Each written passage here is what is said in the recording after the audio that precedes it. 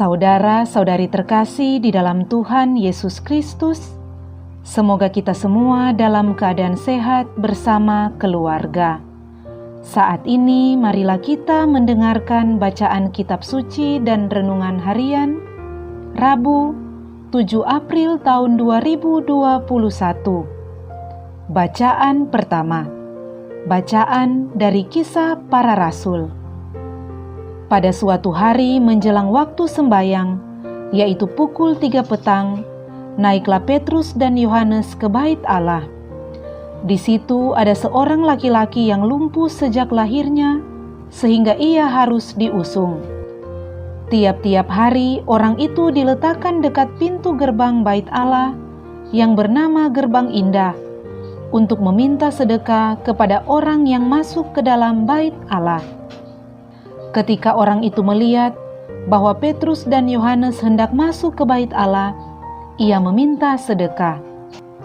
Mereka menatap dia dan Petrus berkata, "Lihatlah kepada kami." Lalu orang itu menatap mereka dengan harapan akan mendapat sesuatu dari mereka. Tetapi Petrus berkata, "Emas dan perak tidak ada padaku, tetapi apa yang kupunyai kuberikan kepadamu. Demi nama Yesus Kristus orang Nazaret itu, berjalanlah." Lalu Petrus memegang tangan kanan orang itu dan membantu dia berdiri. Seketika itu juga kuatlah kaki dan mata kaki orang itu. Ia melonjak berdiri lalu berjalan kian kemari dan mengikuti Petrus dan Yohanes ke dalam bait Allah. Ia berjalan dan melompat-lompat serta memuji Allah. Ketika seluruh rakyat melihat dia berjalan sambil memuji Allah, mereka mengenal dia sebagai orang yang biasanya duduk meminta sedekah di gerbang indah bait Allah. Maka mereka takjub dan tercengang tentang apa yang telah terjadi padanya. Demikianlah sabda Tuhan. Syukur kepada Allah. Bacaan Injil. Inilah Injil Yesus Kristus menurut Lukas. Dimuliakanlah Tuhan.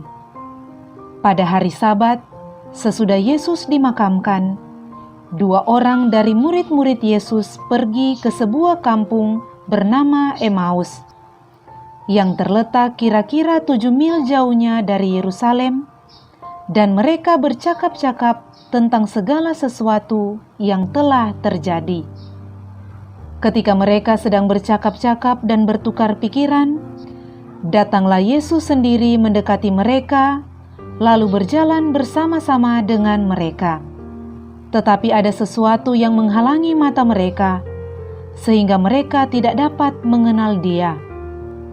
Yesus berkata kepada mereka, "Apakah yang kamu percakapkan sementara kamu berjalan?"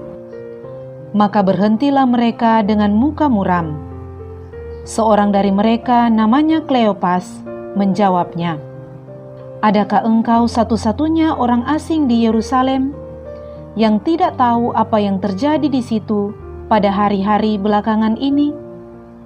Katanya kepada mereka, "Apakah itu?" Jawab mereka, "Apa yang terjadi dengan Yesus orang Nazaret. Dia adalah seorang nabi yang berkuasa dalam pekerjaan dan perkataan di hadapan Allah dan di depan seluruh bangsa kami. Tetapi imam-imam kepala dan pemimpin-pemimpin kami telah menyerahkan dia untuk dihukum mati, dan mereka telah menyalibkannya. Padahal kami dahulu mengharapkan bahwa dialah yang datang untuk membebaskan bangsa Israel. Tetapi sementara itu telah lewat 3 hari sejak semuanya itu terjadi, dan beberapa perempuan dari kalangan kami telah mengejutkan kami.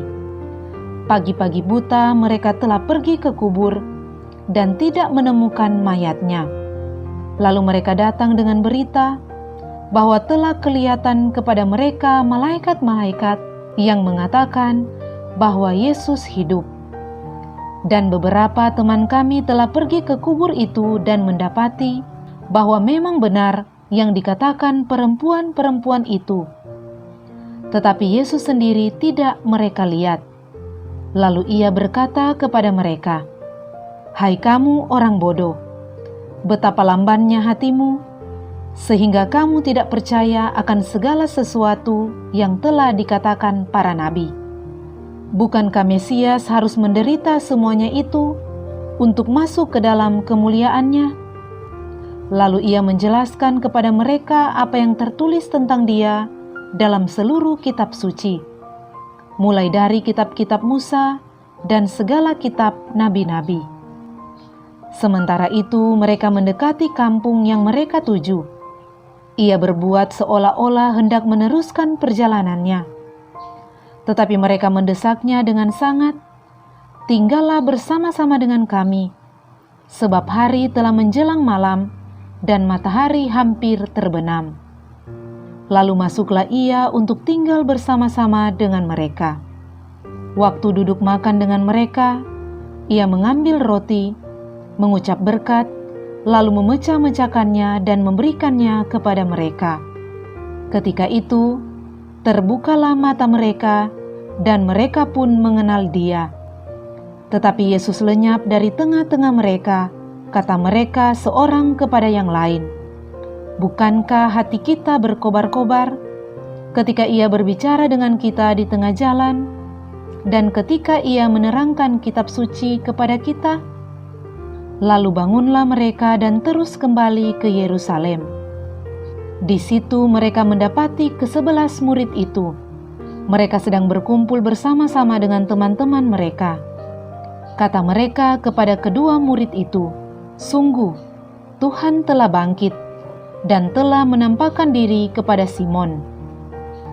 Lalu kedua orang itu pun menceritakan apa yang terjadi di tengah jalan dan bagaimana mereka mengenal Yesus pada waktu ia memecah-mecahkan roti.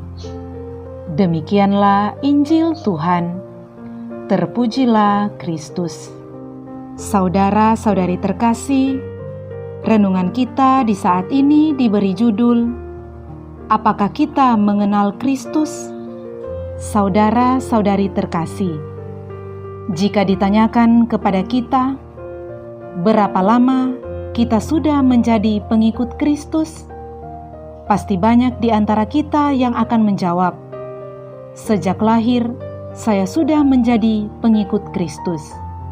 Jika ditanyakan lagi kepada kita, "Sungguh-sungguhkah kita telah mengenal Dia?" Seberapa jauhkah pengenalan kita akan Kristus? Saudara-saudari terkasih, Injil hari ini berkisah tentang Tuhan Yesus yang menampakkan diri kepada dua orang murid-Nya. Dikisahkan ketika dua orang murid Yesus sedang berjalan menuju ke Emmaus. Mereka bercakap-cakap tentang segala sesuatu yang telah terjadi. Ketika mereka sedang bercakap-cakap dan bertukar pikiran, datanglah Tuhan Yesus sendiri mendekati mereka, lalu berjalan bersama-sama dengan mereka.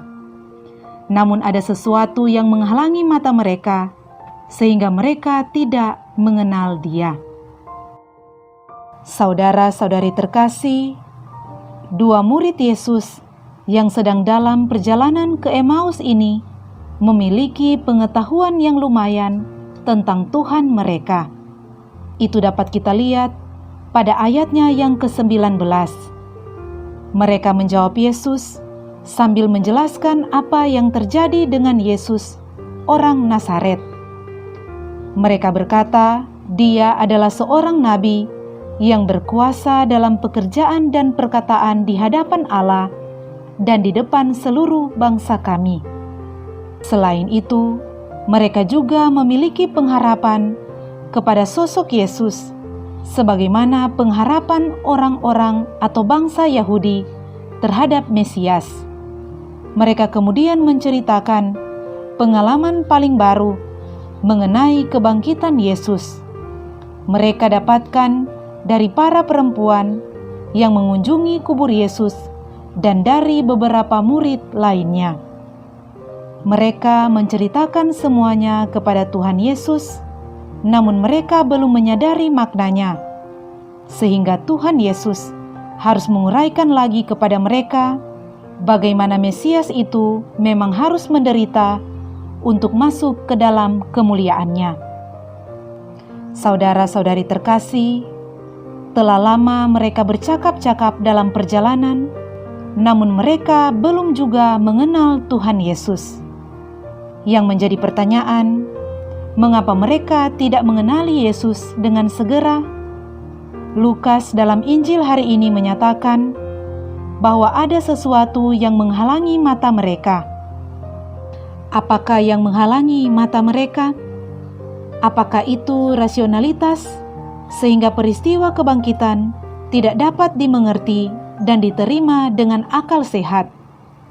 Atau perasaan mereka yang putus asa, sehingga tidak dapat mengenali Tuhan yang berada di depan mereka? Saudara-saudari terkasih, satu hal yang pasti, Tuhan dengan sabar membimbing mereka sampai pada kesadaran untuk mengenali Dia. Ketika mereka makan bersama, Tuhan Yesus memperagakan ulang perjamuan akhir bersama para murid sesaat sebelum penangkapan dan kayu salib. Mata mereka kemudian dicelikkan sehingga dapat mengenali Tuhan yang telah bangkit. Saudara-saudari terkasih, mengenal Tuhan dengan benar merupakan anugerah. Keberdosaan kita menghalangi mata iman kita. Akan tetapi, membuka diri kepadanya, bersedia percaya kepada firman-Nya, merupakan kunci untuk kita mengenal Dia dengan benar. Tuhan Yesus adalah Putra Allah yang telah dikorbankan dan mati karena dosa-dosa kita, namun bangkit melawan kuasa dosa, yaitu maut. Semoga kita sungguh-sungguh menjadi pengikut Tuhan Yesus yang setia, yang mengenal Dia dan berbakti kepadanya. Marilah berdoa. Ya Tuhan Allah, bantulah kami agar kasih kami kepadamu semakin disempurnakan, agar iman kami semakin diteguhkan, dan harapan kami semakin dikuatkan. Demi Kristus Tuhan dan pengantara kami. Amin.